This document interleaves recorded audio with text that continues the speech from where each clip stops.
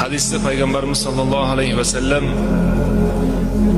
Alloh taolo aytdi va rahmati wasi'at kulli shay.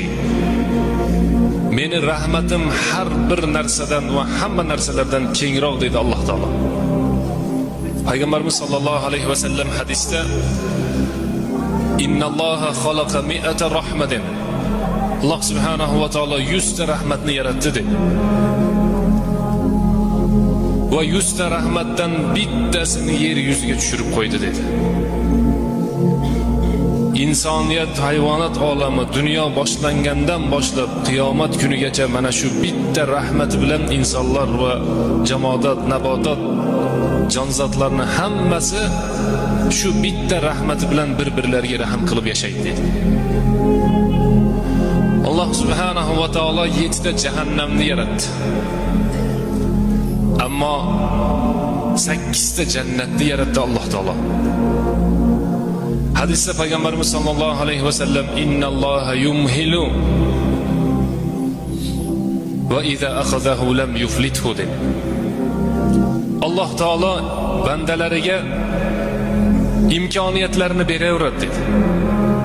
İmkoniyatlarni beradi. Gunoh qilsa ham imkoniyatlarni yana beradi. Gunoh qilsa ham imkoniyatlarni yana beradi.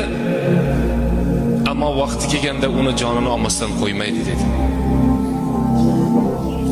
Mana biz ismlarimizni esdan chiqaraylik. Mansablarimizni esdan chiqaraylik. Har bir narsani esdan chiqaraylikda faqat musulmonligimizni eslaylik. Onadan tug'ilgan kunimizni eslaylik. Shu bugungacha yashab kelgan hayotimizni eslaylik. Alloh taolo bizga nima berdi-yu biz Alloh taologa qanchalik shukr qildik. Alloh subhanahu va taolo bizga qanchalik mehribonlik qilyapti-yu biz qanchalik ibodat qilyapmiz. Mo'min musulmon kishi deydi ulamolarimiz, oynani yoniga o'tib o'ziga o'zi bir savol berish kerak. Qayerdan kelding? Qayerda yashayapsan va qayerga qarab ketyapsan deb o'ziga o'zi bir savol berish kerak deydi.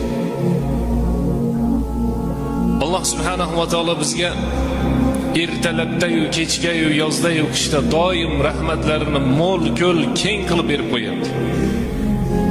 Lekin biz Alloh subhanahu va taoloning shu bergan rahmatlariga, bergan rizqlariga, bergan yaxshiliklariga shukr qila olyapmizmi yo'qmi?